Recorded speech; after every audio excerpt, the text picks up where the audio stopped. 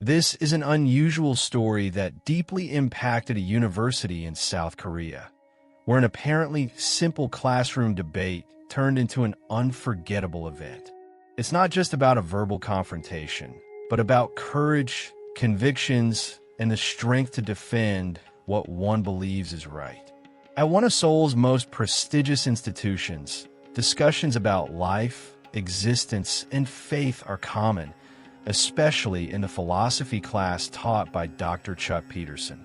At 50 years old, Dr. Peterson is known for his sharp intellect and his critical stance toward religion. For many years, he has emerged victorious in debates, particularly when the subject revolves around God. While several students admire his brilliance, others feel uncomfortable with the ease with which he discredits matters of faith. Dr. Peterson has a distinctive teaching style. He enjoys sparking passionate debates through provocative questions that challenge his students' beliefs. To him, religion is merely a human construct, a kind of illusion people use to find comfort in an uncertain world. Some students are fascinated by his reasoning, but others are irritated by his constant disdain for faith. In that same class was Clara, an 18-year-old first-year student. She was a quiet, reserved young woman who often went unnoticed among her peers. But there was more to her than met the eye. She had converted to Islam at the age of 16 and had since devoted her time to studying the Quran and Islamic philosophy. Although she possessed deep faith, she rarely expressed it openly in class, aware of the critical environment around her. That day, the atmosphere in the classroom was different. Everyone sensed that Dr. Chuck Peterson was preparing for one of his trademark debates, one that would test the limits between belief and reason. He stood in front of his students, observing them intently before posing his question. If God truly exists, why is the world plagued with so much evil and suffering? If he is all-powerful, why does he not prevent it? And if he is infinitely wise, why do so many believers remain in ignorance? A complete silence fell over the room. The students glanced nervously at one another, aware that anyone who dared to answer would face Dr. Peterson's relentless arguments. For years, no one had managed to refute him successfully. But then something unexpected happened. Clara raised her hand. The entire class turned toward her, surprised that the usually quiet girl would dare to speak up.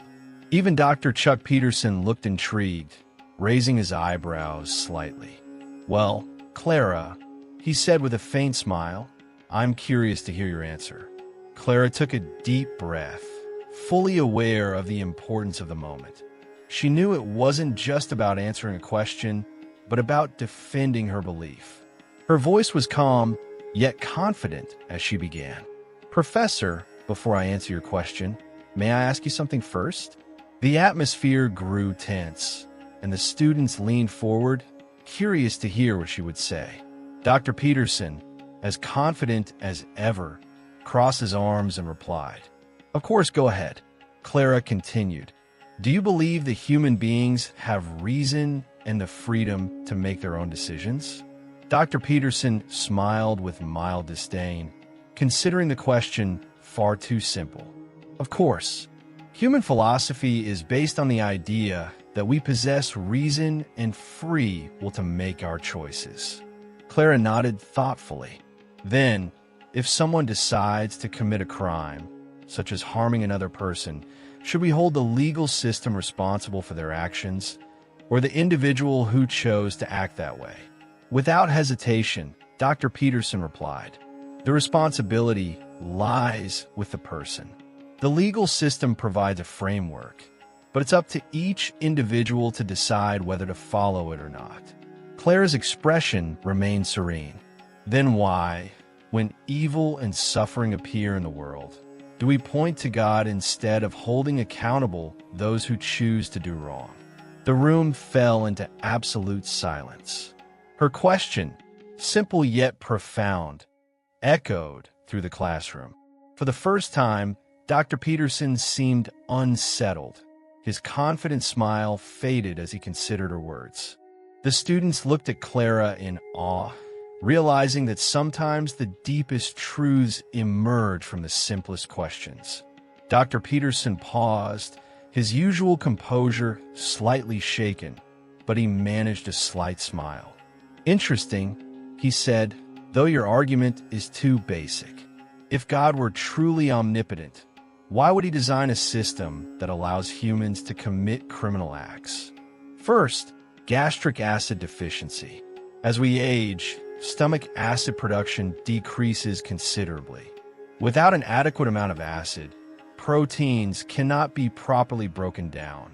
No matter how much high-quality protein you consume, if it's not well digested, it simply passes through the body without reaching the muscles. If you've noticed lately that your digestion is not what it used to be, this could be the reason. Second, reduced absorption capacity. As we grow older, the body becomes less efficient at converting protein into muscle tissue. Medically, this is known as anabolic resistance. In simple terms, even if you eat properly, muscle doesn't develop as it did in youth. That's why after age 60, we require at least 1.5 times more protein than when we were younger to avoid sarcopenia, loss of muscle mass. This is a fact many people are unaware of. Looking at the professor, she asked, "Professor, have you ever heard of a doctor prescribing a bitter medicine to a patient?" Dr. Peterson frowned. "Of course. And why does the doctor give a patient something unpleasant to take? Is it to harm them?" He smiled faintly. "No, it's because even though it tastes unpleasant, it helps cure the illness." Clara gave a gentle smile. "Exactly. That's how it is. Suffering in life is not meant to harm us, but to teach us. Natural disasters, while painful, often bring out human solidarity, patience, and resilience. They are not punishments but lessons. Just as bitter medicine heals, pain can help us grow." The room fell into a deep silence. Some students who had previously supported Dr. Chuck Peterson were now looking at Clara with respect, seeing things from a different perspective. However, Dr. Chuck Peterson was not willing to give in. With a wry smile, he asked, "Your answer is interesting, Clara, but it still doesn't address the main issue. If God exists and is perfect, why didn't he create a perfect world? One without suffering, evil, or disasters?" Clara looked at him intently. "Professor, have you ever read a book?" He chuckled again. "Of course. Do you prefer stories where everything is perfect, or those in which the characters face conflicts and hardships?" Dr. Chuck Peterson paused, realizing where the conversation was headed. "Well, clearly books with problems and challenges are more engaging." Clara smiled. "That's how life works. Without trials and struggles, there would be no growth, no strength, no purpose. Just as an author creates an interesting story with ups and downs, God designed life with its tests so that we can find meaning, shape our character, and discover the true value of our existence." The classroom was now in complete silence. Even those students who had previously shown indifference were leaning forward, fully attentive. For the first time, Dr. Chuck Peterson seemed slightly unsettled, but he hadn't given up. "So, you mean to say all this suffering is just part of a story God wrote?" Elizabeth shook her head. "It's not just a story, Professor. It's a test, an exam to determine who truly seeks the truth, who remains upright in the face of adversity, and who keeps their faith despite uncertainty." Dr. Chuck Peterson leaned back in his chair, visibly affected but still firm in his stance. "Then answer me this, Elizabeth. If God really exists, why are there so many people who refuse to believe in him?" The entire class went quiet, holding their breath as they waited for her reply. Even Dr. Chuck Peterson, though trying to hide it, showed obvious interest. Elizabeth paused briefly before answering calmly. "Professor, that's a valid question, but allow me to ask you a similar one. Why do so many people keep smoking even though they know it harms them? Dr. Chuck Peterson hesitated for a moment, but finally replied, because people have free will, they choose to ignore the risks for a fleeting pleasure. Elizabeth nodded. Exactly. Faith works in a similar way. Many times, the truth is right in front of us. Yet people overlook it because living without limits seems easier. Some reject God because they have suffered and are hurt. Others simply never take the time to look deeper. It's not that the truth is absent. It's a matter of deciding whether or not to accept it. The class remained silent, absorbing the depth of her words. Several students exchanged glances, aware they were hearing something meaningful. Dr. Chuck Peterson, though clearly moved, tried to maintain composure. So, Elizabeth, are you saying that the lack of faith is solely a matter of choice? Elizabeth looked him straight in the eyes with confidence. Yes, Professor. Just as we choose our actions every day, we also choose whether to seek the truth and trust it or not. If God exists, why doesn't he reveal himself directly to humans? Why does he allow people to walk and grow in darkness? Elizabeth turned her gaze back to the professor, took a deep breath, and answered, Professor, have you ever felt love? The question caught Dr. Hahn by surprise. He furrowed his brow slightly, not expecting such a turn. What do you mean? Elizabeth gave a faint smile. When someone is in love, do they need to see their partner at every moment to know the love is real? Or can they feel it even without seeing them all the time? Dr. Hahn remained silent, watching Elizabeth more intently. She continued, God is present in everything we experience, in every small miracle life grants us. He doesn't need to show himself openly because the signs are already there for those who wish to perceive them, just like love, which doesn't always need to be seen to be felt. A student in the front row suddenly interrupted. I never thought of it that way, but it makes sense. Others nodded in agreement. Even some who had seemed doubtful before now looked at Elizabeth differently. However, Dr. Hahn held his ground, inhaled deeply, and asked in a lower yet firmer voice, You speak of love and miracles, but what about meaningless suffering? What about children born into poverty, those who suffer from the start without any choice? Where is God in all that? The room went still. Several students lowered their eyes, feeling the weight of the question. Elizabeth didn't respond right away. She looked at him with a calmer, deeper expression. Professor, do you know the story of Helen Keller? Dr. Hahn frowned. Of course, a blind and deaf woman who became a renowned writer. Elizabeth nodded. Exactly. Helen was born with disabilities that many would see as a tragedy. But do you know what she thought about her suffering? Dr. Hahn remained silent. She said, Character cannot be developed in ease and quiet. Only through experience of trial and suffering can the soul be strengthened, ambition inspired, and success achieved. Helen never blamed God for her limitations. Instead, she transformed them into inspiration for millions. Some students looked astonished. One whispered to a classmate, I'd never seen it that way. Maybe we're too quick to point fingers. But Dr. Hahn had not finished.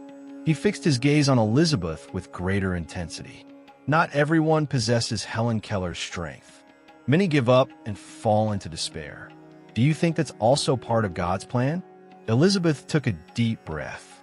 Professor, what happens when a bird is still inside its egg?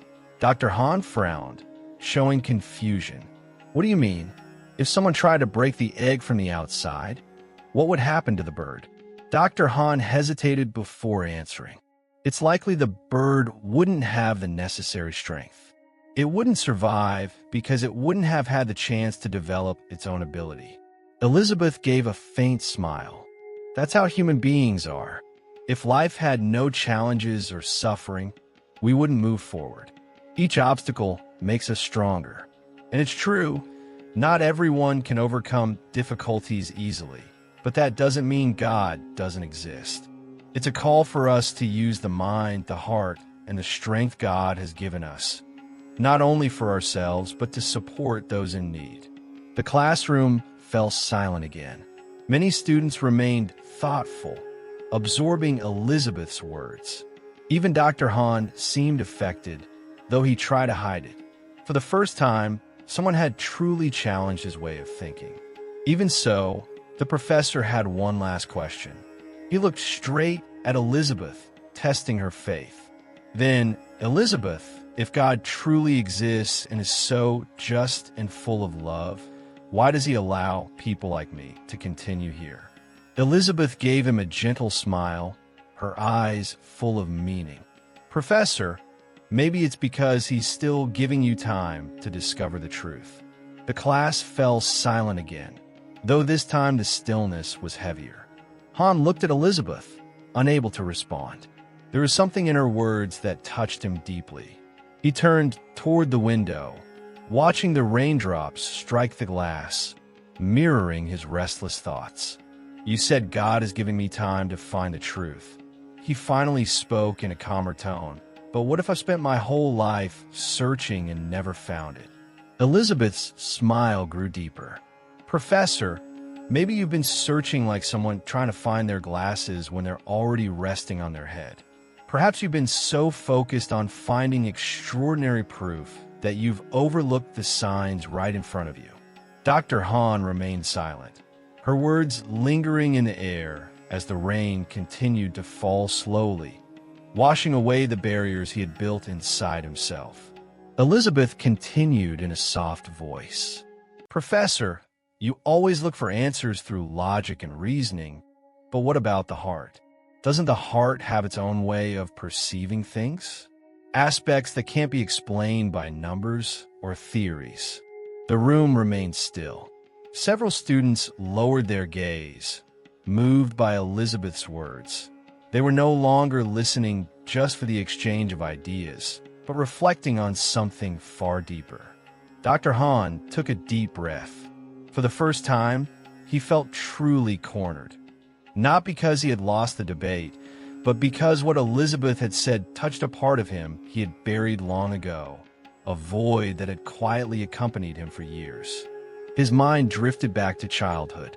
He had once been a boy who believed in God. His mother took him to places of worship, taught him prayers, and told him stories full of wisdom. But everything changed when she died tragically in an accident when he was only 14.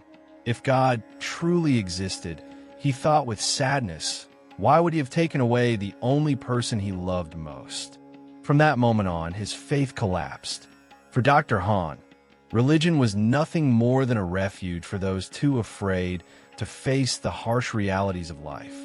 However, that night, for the first time in many years, that conviction began to waver. His voice softened when he asked Elizabeth, "What makes you so sure that God exists? What gives you such a firm certainty?" Elizabeth met his gaze with tenderness, her eyes shining softly. "Because I feel it, Professor, not only with reason, but with the heart. I've gone through hard times, moments when I felt completely alone with no one to turn to. But every time I prayed, every time I gave myself to him, a deep peace came over me. It's something I can't explain with words, but I know it's true." Dr. Hahn stayed silent. Her words were simple, yet carried a depth he couldn't ignore. Elizabeth went on, "Sometimes we don't find answers just by asking. Sometimes we have to stop, feel, and allow our hearts to speak." Dr. Hahn looked back out the window. The rain had stopped, and the afternoon sun's rays broke through the clouds, painting the sky in shades of orange. Somehow, the scene felt different, as if something deep inside him was whispering what he had ignored for too long. He sighed and turned back to Elizabeth. There was a renewed sincerity in his eyes. "Thank you, Elizabeth," she answered with a warm smile. "I just expressed what I believe, Professor. The rest is in your hands." The classroom remained in silence. as if the students had just witnessed something far more meaningful than a simple debate. Dr. Han gave a faint smile and raised his hand. "All right, class dismissed. You may go." The students began packing up their belongings, but the atmosphere was different. This time, they didn't leave with the usual boredom or indifference. They walked out with thoughtful expressions, their minds and hearts moved. Elizabeth stood up, ready to leave, when Dr. Han called out to her. "Elizabeth." She turned around, and he hesitated before continuing.